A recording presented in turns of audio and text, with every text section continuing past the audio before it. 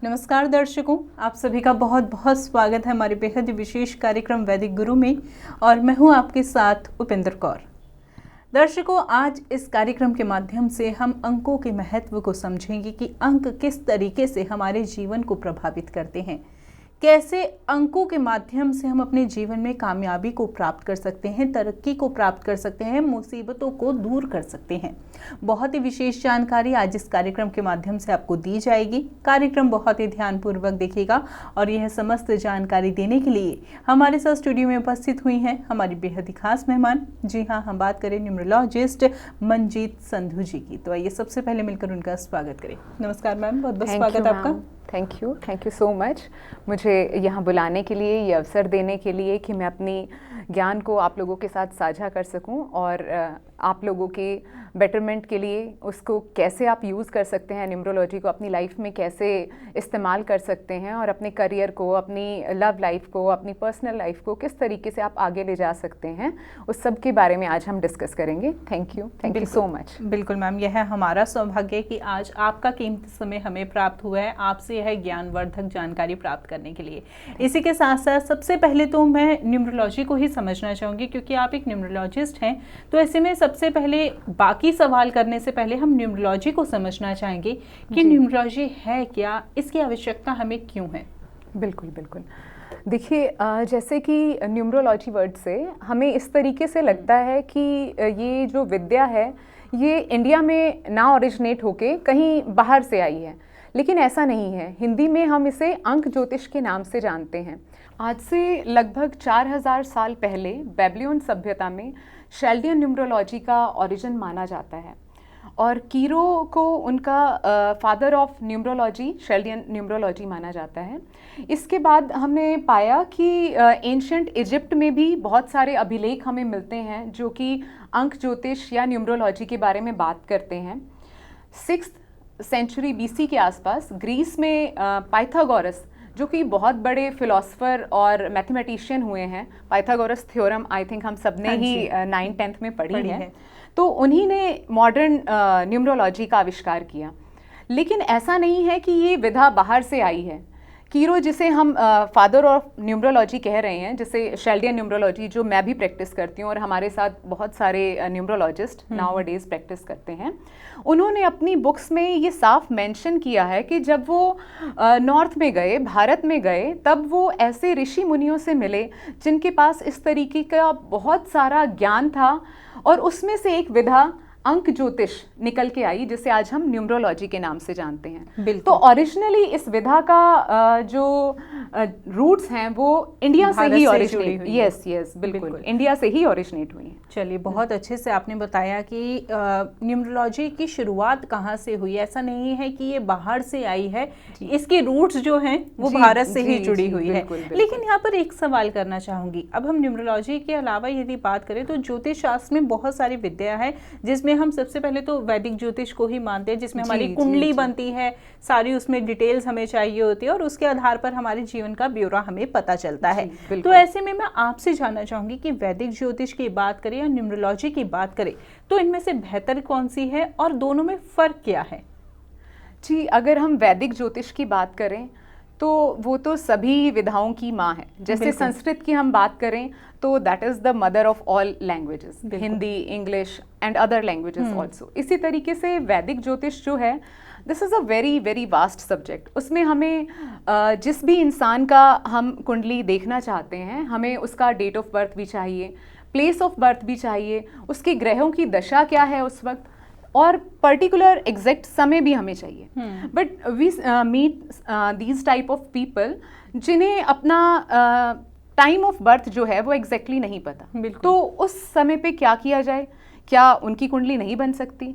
तो उसका आंसर जो है वो हमें न्यूमरोलॉजी में मिलता है, because here only date of birth is sufficient. बिल्कुल, डेट ऑफ बर्थ से हम उसका मूलांक और भाग्यांक निकाल सकते हैं और उनका फ्यूचर, पास्ट, प्रेजेंट किस तरीके का रहने वाला है, ये बहुत अच्छे से हम समझा सकते हैं, बता सकते हैं, उन्हें गाइड कर सकते हैं। अभी आपने यहाँ पर कहा मूलांक और भाग्यांक, इसके बारे में मैं जानना चाहूंगी कि मूलांक और भाग्यांक क्या है और कैसे यह हमारे फ्यूचर को प्रिडिक्ट करने में हेल्प करते हैं। जी जी बिल्कुल। देखिए, हम एक डेट ऑफ बर्थ का एग्जाम्पल लेते हैं, 18 अगस्त 2015। ये मेरे बेटे की ही डेट ऑफ बर्थ है।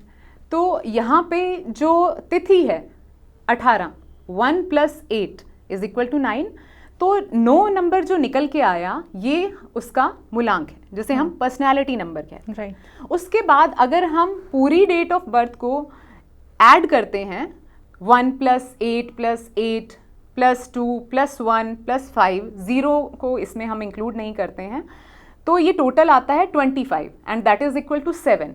सो डेस्टिनी नंबर, जिसे भाग्यांक हम कहते हैं, वो आता है 7 पर। तो जो मूलांक है या जिसे हम पर्सनैलिटी नंबर कहते हैं, उससे हम किसी भी इंसान का पर्सोना कैसा है, उसकी पर्सनैलिटी कैसी है, उसके क्या क्या कैरेक्टरिस्टिक्स हैं, कैसे ट्रेड्स हैं, लोग उन्हें किस तरीके से देखते हैं, वो सब हम बता सकते हैं। 9 नंबर से हम ये बता सकते हैं कि ऐसा इंसान बहुत ही इम्पेशेंट, इम्पल्सिव है, लेकिन वो दिल से बहुत अच्छा है, दिल का एकदम राजा है, बहुत ह्यूमैनिटेरियन है। फिर 7 नंबर से हम ये बता सकते हैं कि उसमें बहुत ज़्यादा एनालिटिकल पावर्स हैं, रिसर्च करने की क्षमता है और स्पिरिचुअल भी बहुत होगा इस तरीके का इंसान। जी बिल्कुल, बहुत अच्छे से आपने हमें एक्सप्लेन किया कि पर्सनालिटी नंबर और डेस्टिनी नंबर क्या होते हैं, कैसे यह हमें बताते हैं एक व्यक्ति विशेष के बारे में। इसी के साथ साथ मैं आपसे और सवाल करना चाहूँगी, लेकिन दर्शकों से मैं एक बात कहना चाहूँगी कि देखिए दर्शकों, आज इस कार्यक्रम के माध्यम से न्यूमरोलॉजी के बारे में आपको बहुत ही महत्वपूर्ण जानकारी अभी तक दी गई है और आगे चलकर भी आपको कार्यक्रम में बहुत ही विशेष जानकारी दी जाएगी। तो कार्यक्रम बहुत ही ध्यानपूर्वक देखिएगा। और इसी के साथ साथ यदि आपका ऑकल्ट में इंटरेस्ट है, आप भी कोई भी ऑकल्ट से जुड़ी विद्या प्राप्त करना चाहते हैं, तो ऐसे में आप all India institute of occult science Delhi से जुड़ सकते हैं। इस इंस्टीट्यूट से जुड़ने के लिए आप इनकी वेबसाइट पर भी लॉगिन कर सकते हैं और अधिक जानकारी आपको आपकी टीवी स्क्रीन पर दिखाई जा रही है। चलिए इसी के साथ कार्यक्रम में आगे बढ़ते हैं और अपने विषय पर चर्चा कर लेते हैं। यहाँ पर मन में एक सवाल आया है, लेकिन उस सवाल को करने से पहले मैं आपके बारे में जानना चाहूँगी कि आपने एक न्यूमरोलॉजिस्ट बनने की कैसे सोची और जब ये विचार आपके मन में आया तो ऐसे में आपने यह विद्या कहाँ से प्राप्त की? जी जी बिल्कुल। देखिए, बचपन से ही मुझे बहुत ही इंटरेस्ट आता था कि कैसे कोई इंसान दूसरे इंसान का पास्ट, प्रेजेंट, फ्यूचर कैसे प्रिडिक्ट कर सकता है, कैसे कोई हमें ये बता सकता है कि हम अपनी लाइफ में आगे चलकर क्या बनने वाले हैं, किस प्रोफेशन में हम सक्सेसफुल होंगे, हम लव मैरिज करेंगे कि अरेंज मैरिज करेंगे, हमारी मैरिड लाइफ अच्छी रहेगी कि नहीं रहेगी, हम प्रोफेशनली कितना ग्रो करेंगे।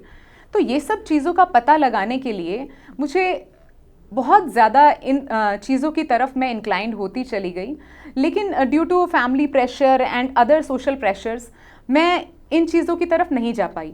मैंने केमिस्ट्री में MSc किया, MPhil किया और उसके बाद मैंने लेक्चरशिप ज्वाइन कर ली। तो एट प्रेजेंट मैं एक गवर्नमेंट जॉब में हूँ और बहुत ही अच्छा काम कर रही हूँ, स्टूडेंट्स को पढ़ा रही हूँ।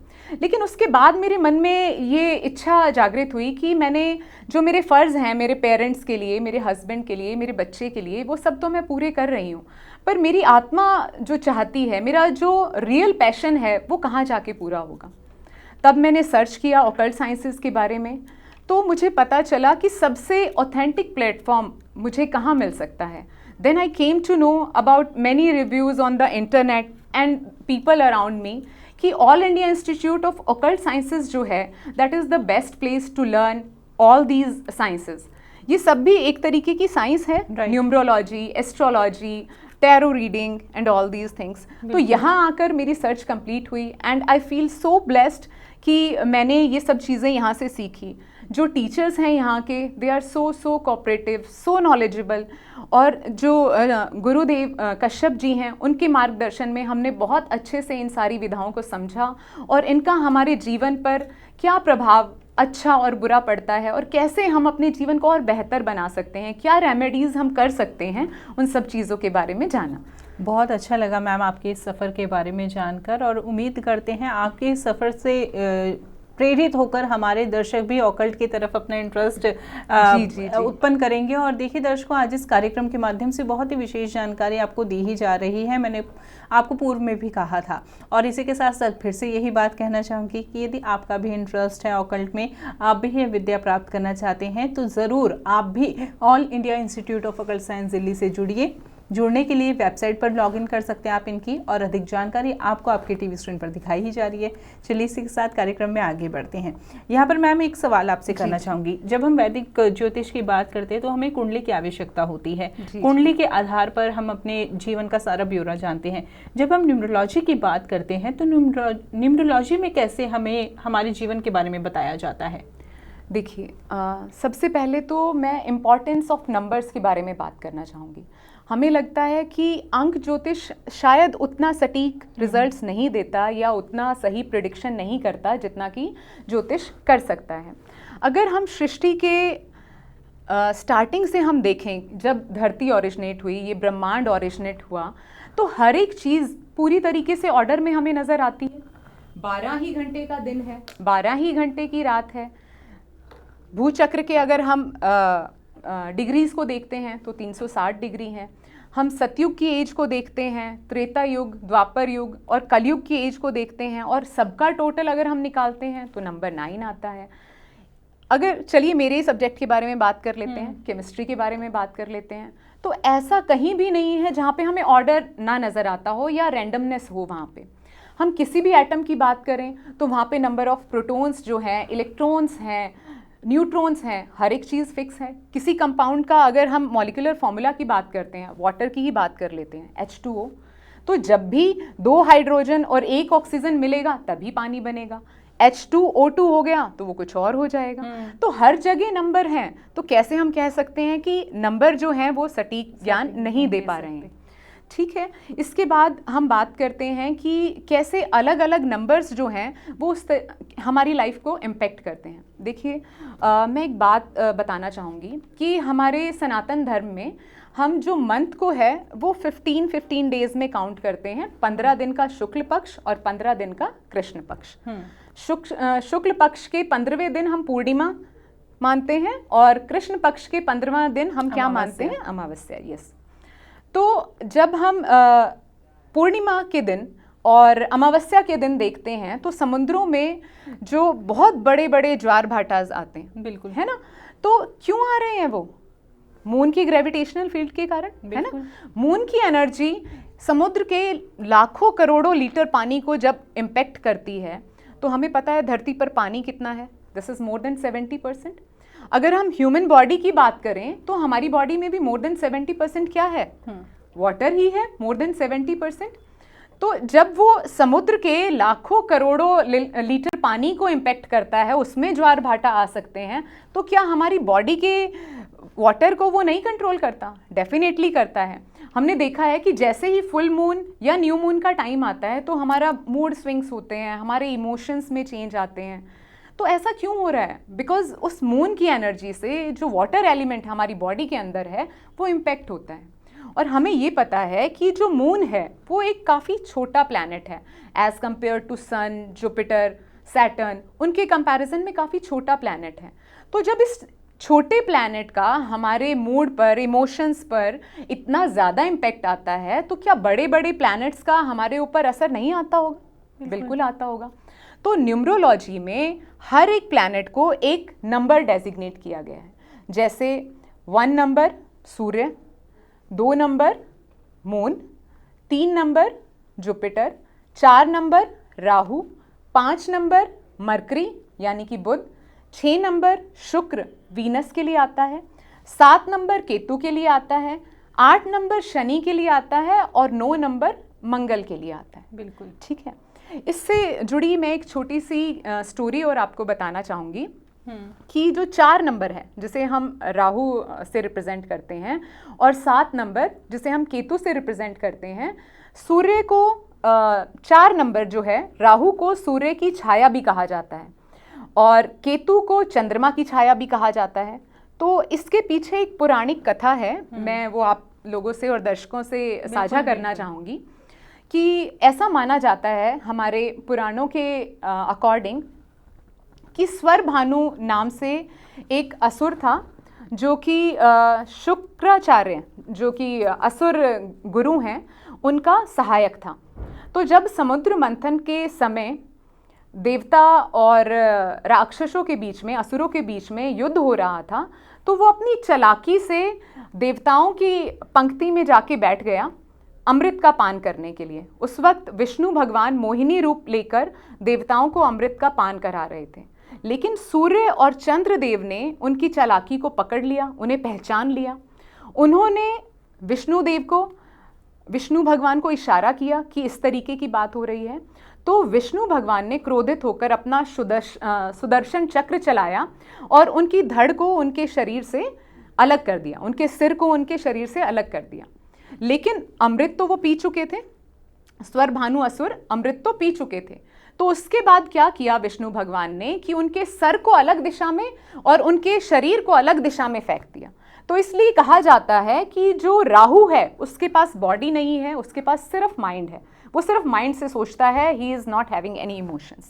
और जो केतु है उसके पास सिर्फ शरीर है, तो वो सिर्फ दिल से सोचता है, इमोशनली सोचता है, वो दिमाग से नहीं सोचता।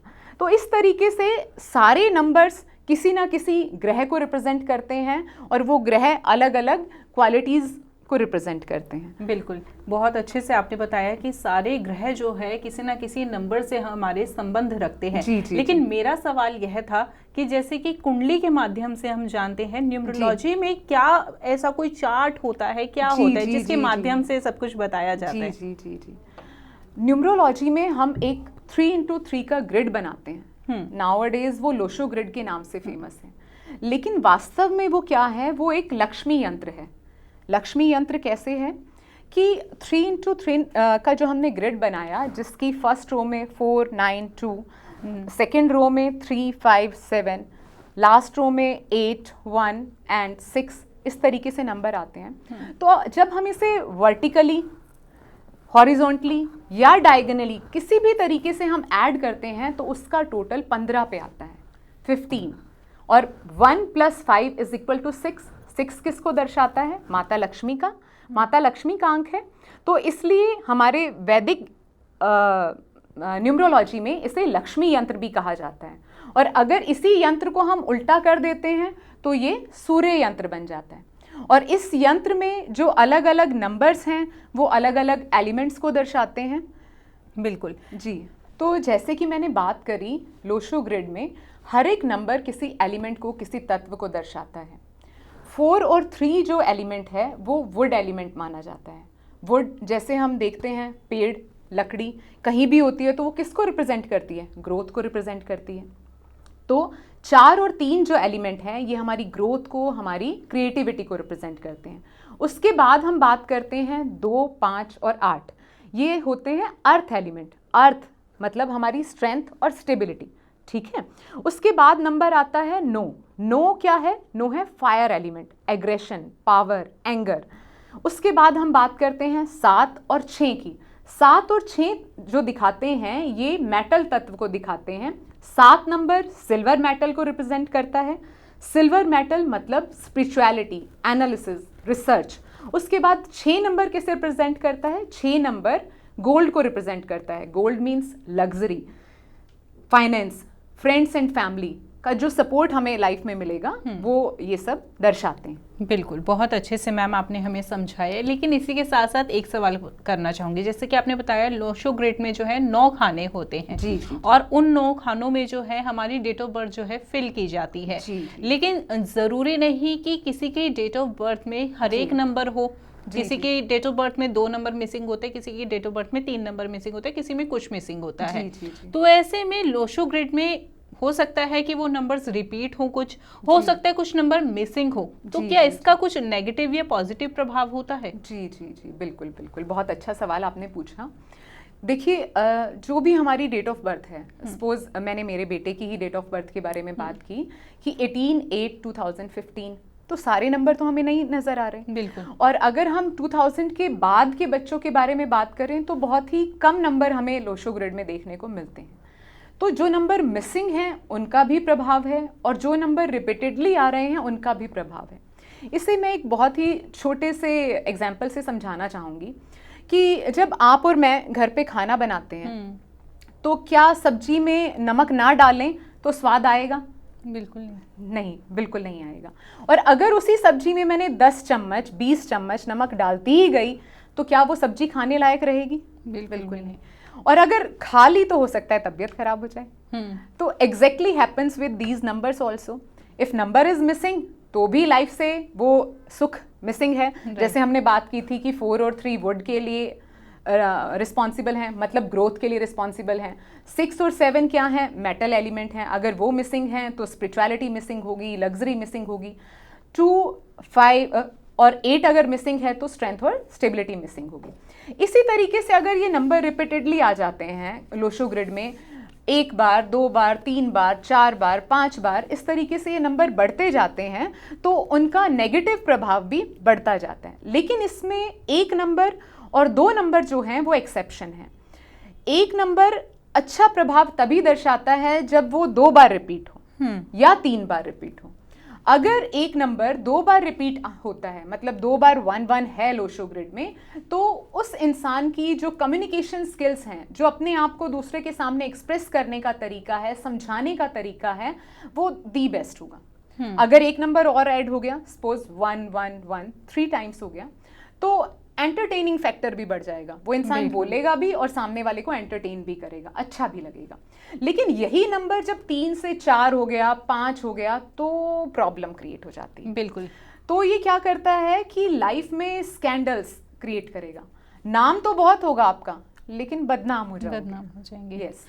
2 नंबर के केस में 2 नंबर 1 बार आता है बहुत अच्छा, 2 बार आता है तो भी अच्छा, लेकिन उससे ज्यादा बार अगर बढ़ जाता है तो क्या होता है, 2 नंबर हमारी सेंसिटिविटी, इंट्यूशन के लिए ज़रूरी है। अगर आप ज़रूरत से ज़्यादा सेंसिटिव हो गए तो क्या इस प्रैक्टिकल दुनिया में सरवाइव कर पाएंगे? मुझे तो नहीं लगता। तो 2 नंबर बहुत ज़्यादा बढ़ने से डिप्रेशन लाइफ में बहुत ज़्यादा बढ़ जाता है, लाइफ एकदम पॉइंटलेस लगने लगती है। उसके बाद बात करते हैं हम नंबर 3। नंबर 3 मेरा फेवरेट नंबर है, because it's my destiny number, and ये नॉलेज का, विजडम का, ज्ञान का नंबर है। 1 बार आ रहा है बहुत अच्छी बात है, लेकिन उससे ज़्यादा बार अगर आता है तो आपको ज्ञान तो हो गया, लेकिन उस ज्ञान का घमंड होने लगेगा। आप बहुत ज़्यादा एग्रेसिव हो जाएंगे, आप इतने ज़्यादा अथॉरिटेरियन हो जाएंगे कि किसी की सुनेंगे नहीं। तो इस तरीके से 3 नंबर भी बहुत नेगेटिव इफेक्ट शो करने लगता है जब मल्टीपल टाइम्स आते हैं। उसके बाद हम बात करते हैं 4 नंबर की। सब कहते हैं 4 नंबर राहु का नंबर है तो अच्छा नहीं है, लेकिन ऐसा नहीं है।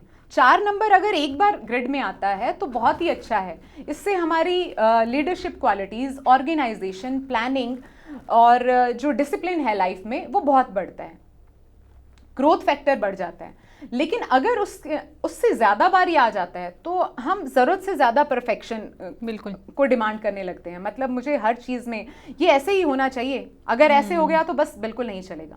बहुत ज़्यादा रिबेलियस हो जाते हैं, किसी की नहीं मानते, समाज के कोई नियम कानून मानने का मतलब ही नहीं है। उसके बाद हम आते हैं नंबर 5 पे। नंबर 5 जो है बैलेंस का नंबर है, क्योंकि बिल्कुल सेंटर में आता है लोशो ग्रिड के, हर एक नंबर को बैलेंस करता है। लेकिन ये भी जब ज़रूरत से ज़्यादा हो जाता है तो क्या होता है कि स्पीड बहुत बढ़ जाती है। वो इंसान मतलब एक जगह टिक के ही नहीं बैठ सकता, मल्टीटास्किंग, ये भी कर लूँ, वो भी कर लूँ, सब कुछ कर लूँ। तो उससे क्या होता है, वो इंसान बहुत ही एक्सीडेंटल प्रोन हो जाता है, किसी भी काम को शुरू करेगा और वहीं बीच में छोड़ देगा। उसके बाद हम बात करते हैं नंबर 6 की। नंबर 6 लाइफ में बहुत ज़रूरी है ताकि हमें फैमिली का सुख मिले, अपने फ्रेंड्स का सुख मिले, हमारी लाइफ में लग्जरी रहे। लेकिन ये भी अगर ज़रूरत से ज़्यादा बढ़ जाएगा तो लग्जरी, विलासिता अगर ज़रूरत से ज़्यादा बढ़ जाएगी तो ऑटोमेटिकली हम समझ सकते हैं कि उसके क्या क्या साइड इफ़ेक्ट होंगे। नशे की आदत, शराब, जुआ, इस तरीके की आदतें और गलत संगत में पड़ना, इस तरीके की दिक्कत देखने को मिलती हैं। उसके बाद हम बात करते हैं नंबर 7 की। नंबर 7 वैसे तो स्पिरिचुअलिटी का नंबर है, लेकिन इसके मल्टीपल होने से, इसके रिपीटेड होने से जो बैड इफ़ेक्ट्स हैं लाइफ में वो ज़रूरत से ज़्यादा बढ़ जाते हैं। उस इंसान को जीवन का कोई सुख नहीं मिलता, उसकी मैरिड लाइफ खराब, बच्चों का सुख से नहीं मिलेगा, पैसे में, प्यार में, फ्रेंडशिप में, हर जगह धोखे ही धोखे उसे देखने को मिलेंगे। तो ऐसे इंसानों में जब मल्टीपल 7 हो जाता है तो सुसाइडल टेंडेंसीज भी हमें देखने को मिलती हैं। उसके बाद हम बात करते हैं नंबर 8 की। नंबर 8 जो है वो शनि का नंबर है। शनि का नंबर है तो इट मीन्स ये नहीं है कि ये हमारे लिए अच्छा नहीं है। शनि का नंबर भी बहुत ज़रूरी है लाइफ में हार्ड वर्क करवाने के लिए, हमारी लाइफ में स्टेबिलिटी लेके आने के लिए। लेकिन ये जब ज़रूरत से ज़्यादा बढ़ जाएगा तो बैक टू बैक प्रॉब्लम्स आती ही रहती हैं। उसके बाद हम नंबर 9 पे आते हैं। 9 नंबर जो है ये कंप्लीशन का नंबर है। This is most important number in numerology, because 9 number में अगर हम कुछ भी ऐड करते हैं तो ये उस नंबर की वैल्यू को बढ़ा देता है। सपोज आप 9 में 1 ऐड करोगे, 9 + 1 10 हो गया, और क्या आया उसका टोटल करते हैं 1 और 0 का, तो 1 ही आया। तो इसमें हम कुछ भी ऐड कर रहे हैं तो ये उस नंबर की वैल्यू को बढ़ा रहा है, उसी को इंपॉर्टेंस दे रहा है। लेकिन अगर इससे कोई पंगा लेगा, 9 × 1 तो 1 की आइडेंटिटी खत्म, 9 × 1 = 1, 9 × 2 = 18, तो टोटल 9 आया। 9 × 3 = 27, 2 + 7 = 9, तो भी 9 आया। तो 9 वालों से पंगा नहीं लेना, 9 वालों से हमेशा दोस्ती करके हमें चलनी है, बिकॉज इनमें एंगर एग्रेशन इतना ज़्यादा होता है, तो इसलिए इनके साथ हमें हमेशा दोस्ती बना के रखनी है। और 9 नंबर जब ज़रूरत से ज़्यादा बढ़ जाता है तो बहुत ज़्यादा एग्रेशन, इम्पल्सिवनेस बढ़ जाती है उस इंसान में। बिल्कुल। आज इस कार्यक्रम के माध्यम से बहुत ही विशेष जानकारी आपने हमारे दर्शकों से साझा की, हमसे साझा की। हालांकि मेरे पास बहुत लंबी लिस्ट तैयार थी सवालों की जो मैं आपसे करना चाहती हूं अभी भी, लेकिन समय अब हमें इजाज़त नहीं दे रहा, तो कार्यक्रम को यहीं पर विराम देना होगा। ऐसे में आपने अपना कीमती समय दिया, उसके लिए आपका बहुत बहुत धन्यवाद। नमस्कार दर्शकों। थैंक यू मुझे यहाँ बुलाने के लिए। Thank you so much. आप हमारे संतवाणी चैनल को सब्सक्राइब करें, वीडियो को लाइक करें, शेयर करें।